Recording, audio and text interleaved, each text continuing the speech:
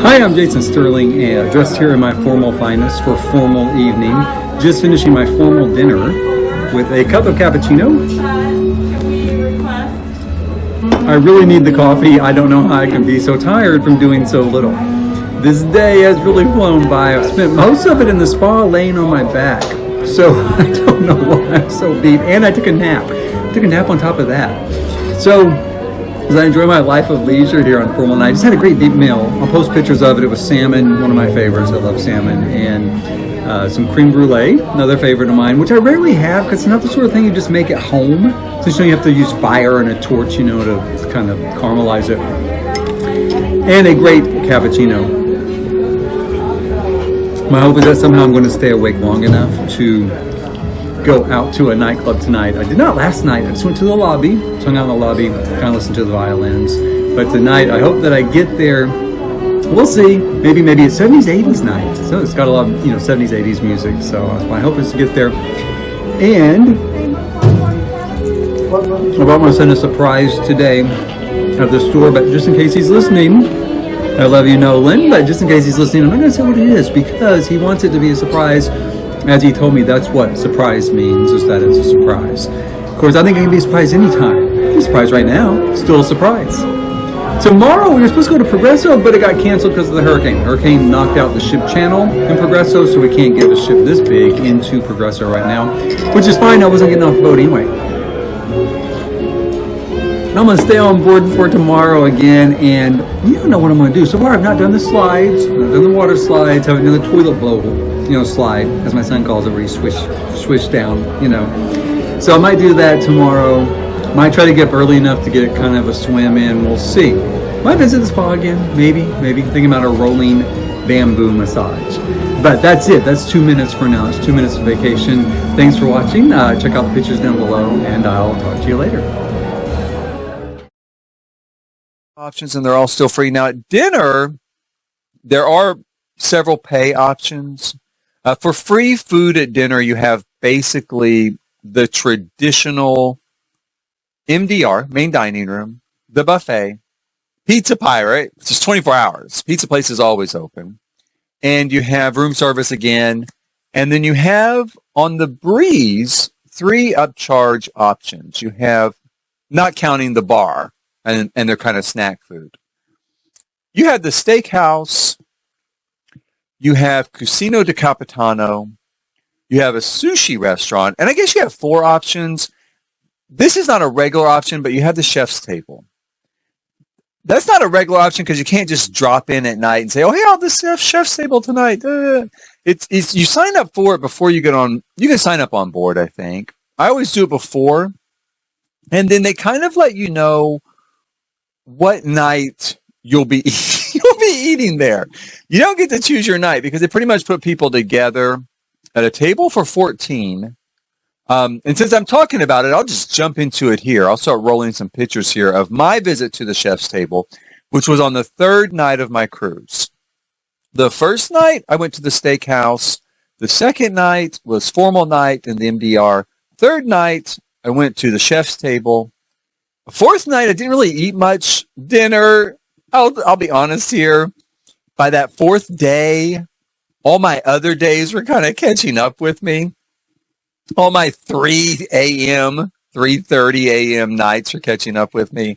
And that night I ate something light somewhere, just grabbed a little something off the buffet. I don't even remember what it was.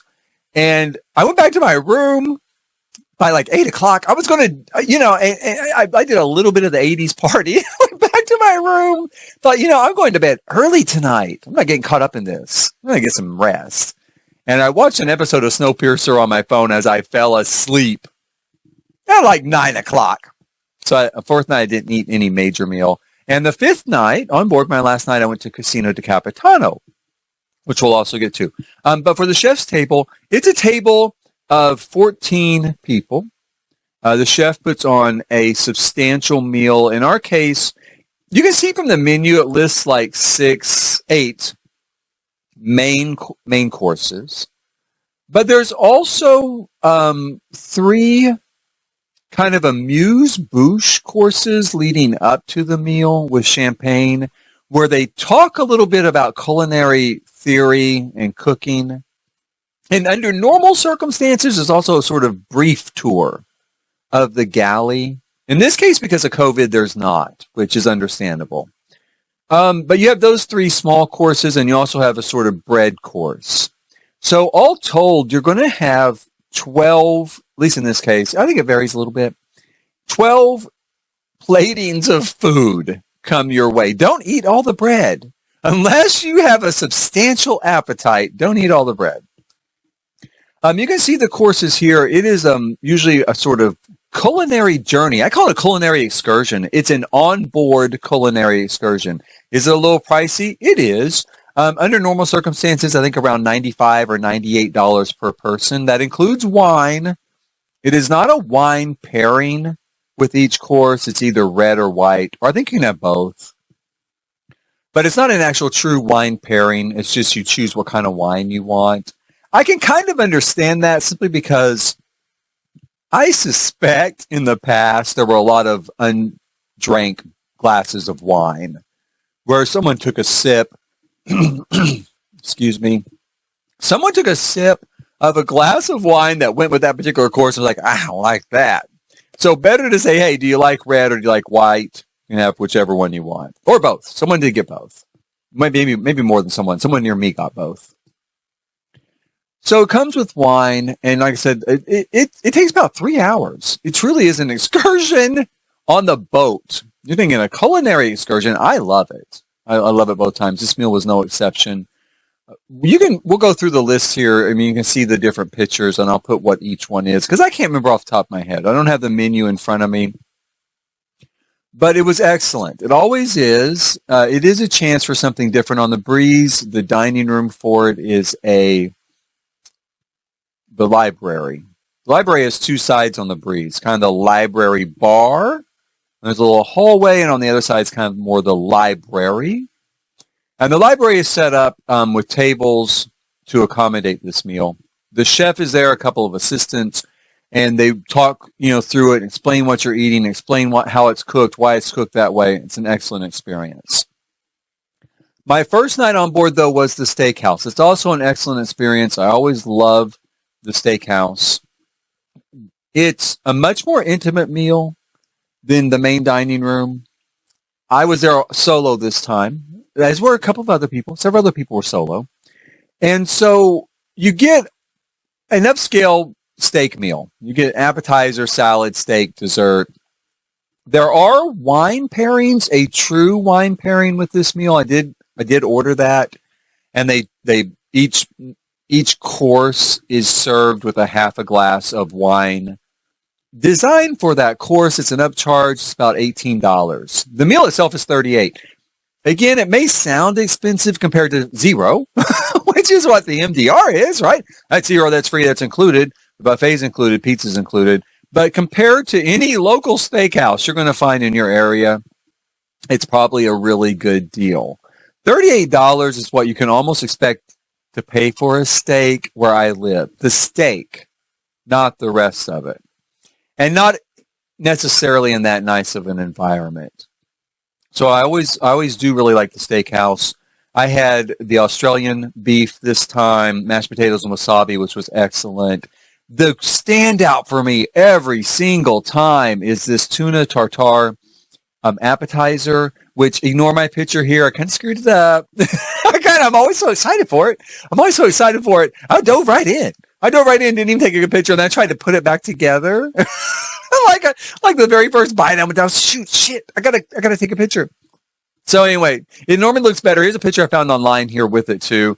It didn't look exactly like that, but you get an idea. Take my picture and that picture, mash them together, you get an idea of what it should look like. The bread is always good too. The bread's a good offering. The failing for me with this meal, with this restaurant, is dessert. The desserts are pretty pedestrian. Awesome. I'm going to call it pretty pedestrian. Now, the one standout is the art at the or dessert at the table. Dessert is art. I think it's dessert for the table. And the chef comes out and he does this big presentation. You can't get it when you're alone. That's why you're not going to see any pictures of it here. But he does a big presentation, and it's really exciting, and it's really cool the first 3 times. And then you're kind of like, yeah, no, I've seen it. Just pretty much just bring the food out. But the food itself for that is, again, pretty pedestrian. It's some jellies and some chocolate and some ice cream. And then you have cheesecake. That's another offering. And you have, I don't know, this thing I got here. And there's a 4th one. I can't remember what the 4th one was. I didn't think it was going to be as interesting as what I got here. This was like a melting chocolate ball or something, and it lived up to its name. What can I say? It was a chocolate ball, and it melted. And it basically, I don't know what I thought I was going to get. And, I had no idea. It wasn't this. This is kind of like a plate of melted chocolate. That's what it was. And you're just kind of scraping up this gooey kind of like syrupy, I don't want to call it a mess. Does it look like a mess? That's what I want to call it, a mess. You tell me, does it look like a mess? Okay, so this sort of gooey, syrupy chocolate mess. Yeah, I'll never order that again. It was okay. It didn't taste necessarily bad. It was way, way too rich and way too heavy. And it just was, I don't know. I was just like, this doesn't strike me as a dessert. This strikes me as just a melted chocolate. So that's kind of the failing with that meal is the dessert offerings, which are not very spectacular. But you're at a steakhouse. You're there for the steak. Steak was good. The last meal let's just talk about formal night real quick before we get to Cucina the Capitano. Formal night was good like always. I had the fish, very, very good. The presentation was nice. Now, I'll tell you, formal nights changed a lot over the years. I did dress up for formal night.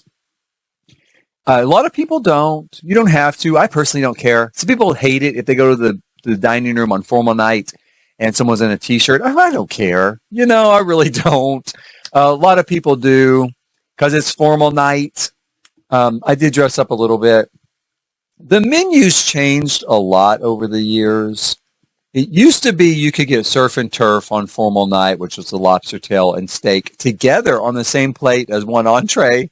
And then they separated them, but you could still order 2 entrees and put it together. And now I don't think it's even on there at all. Like maybe there's a more basic steak on there now, and you can get steak and lobster delivered from the steakhouse for an upcharge. Or maybe the steak's still on there and you have to pay for the lobster. So that's really changed a lot. The offerings for formal night, it's not nearly as special as it used to be. There used to typically be a captain's cocktail party as well on formal night, and they had real free drinks and appetizers, and the captain would come out, and you could kind of, I wouldn't say really meet him, because even back in those days, there were a couple of thousand passengers. But, you kind of see him and the officers and blah, blah. That's gone too. Now they have like a captain's drink special that you pay for. So it's kind of a second drink of the day. But the meal was good. I had a great time there. The main dining room, what I don't like, and I've never liked it, is the floor show. A lot of people do. I'm not saying they have to get rid of it. I'm not saying it's not my favorite.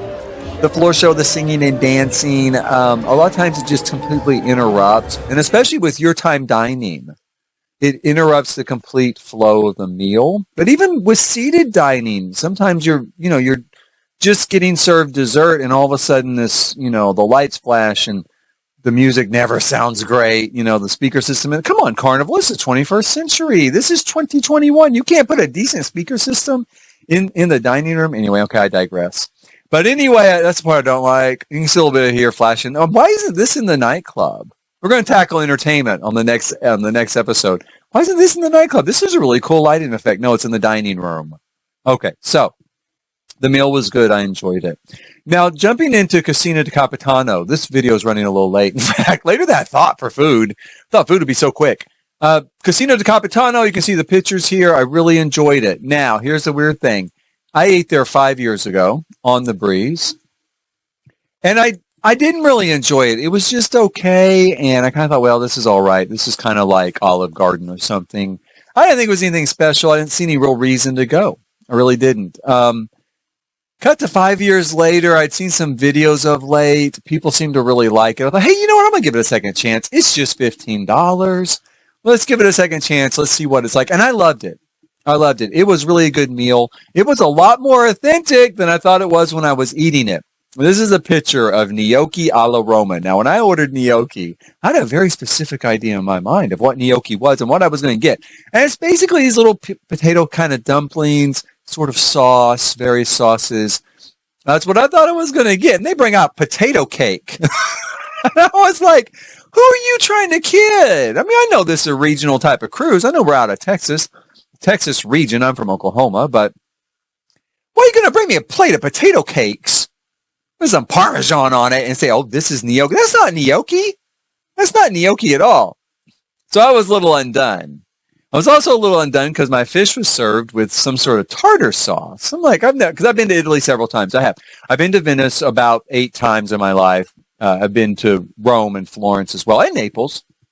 But I've mostly been to Venice. That's where I've done most of my eating. I'm like, I've never gotten fish served with tartar sauce, right? Who are you trying to kid? Now, Casino de Capitano is called, or translates into, Captain's Kitchen. It's supposed to be kind of based on the captain's favorite dishes. And again, I'm calling some bullshit here that the captain was eating potato cakes in Italy. But what can I say?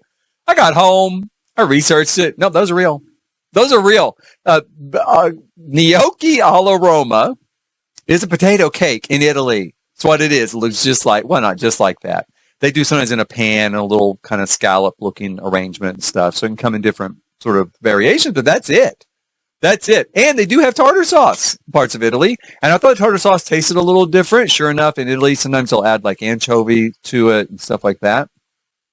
So that also, it was more authentic than I thought it was. I had the meatball too. I'll flash a meatball on here for you, or the picture of my appetizer. It was a meatball. It was good. It was in red sauce. Yeah, it was good, but it was just a meatball. The fish was excellent. Fish was crusted with almonds. Super, super good. It was sea bass. I don't get to have a lot of fish at home in Oklahoma. Well, I can, but it's usually tilapia, which I like tilapia or salmon in Oklahoma. So the sea bass was a really nice alternative. It was perfectly prepared. It was an excellent meal. The gnocchi alla Roma, also very, very good. Like I said, I didn't have a problem with the way it tasted. I really didn't. And I like potato cake. I do. I like potato cakes. So that wasn't really a problem. I just didn't think it was gnocchi. But it was gnocchi, and it was really good. It was excellent. My dessert was like, I can't remember what it is, but it's almost essentially like a giant apple dumpling, had some ice cream on it. It was also very good. Not as sweet as you're probably going to expect. It looks like apple pie.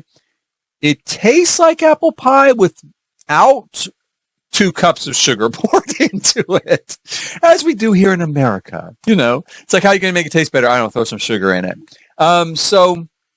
But it was still really, really good. And again, having less sugar is probably a whole lot more authentic to Italy, like I said, than the United States. The United States, we do put a lot of sugar and stuff. Over there, not as much. And so it was a lot more authentic. I really enjoyed it. I loved it this time. I will definitely eat there again, especially for the fish. Fish was so good. The gnocchi was so good. So I really was glad I tried it again. There's a lesson there about second chances. There's definitely a lesson there about second chances. I loved it. It was super good. This has run so long. My apologies. I feel like I need to apologize. I really thought this would be a 20-minute video. It's almost a 30-minute video. But that was the food on my Carnival Breeze trip by and large, what you saw there. I had a great time eating on the Breeze and drinking on the Breeze. I threw in a few drinks in there. I always have a great time with both of those, and the food was excellent. I never had any waits. There were complaints about waits on some of the ships. I never had any waits. The food never took any longer than normal. The meal kind of progressed as I expected in all the cases, time-wise. Oh, you know, I left one thing off. I left off tea time. Shit. I'm running so late. Tea time. I did go to tea time this time. Went to tea time. And I hated it. No, I didn't hate it. I didn't hate it, but it wasn't what I expected. I'd gone to tea time a long, long time ago. It's been a long time since I've been. I did go this time. All they did was bring like a tray with the same type of sandwich. They gave you one little sandwich off. There was not a selection. Same thing with the cake, same thing with the sort of pastry. And there was no selection of teas. They basically brought this presentation box and you open it, it's all Lipton tea bags. There was nothing else in there, just Lipton tea bags. So I got a Lipton tea bag and a little thing of kind of hot water and one of each of these three options, one of them. And it was fine. The people at the table were nice. I had a great conversation. It was nice to meet these really cool people at the table. But the tea offerings themselves, the food and the tea, well, you couldn't even do Earl Grey. Just a average everyday American Lipton tea bag, regular tea. So anyway, I didn't love it. But everything else I did love, and I don't think I missed anything here. Did I miss anything that I ate? I don't think so. And so that was it for the food. Thank you for watching. Next time is going to be entertainment and the spa. I did the spa a lot this time. Well, I was there a lot, I should say. I was in the spa a lot this time. My apologies for clearing my throat in the mornings. It's a good time for me to record, not a great time because of drainage, allergies. But I was in the spa a lot, so we're going to tackle spa and entertainment next time. Hopefully not another 30-minute video. But we're going to tackle both those next time. And I look forward to seeing you then. Thanks for watching.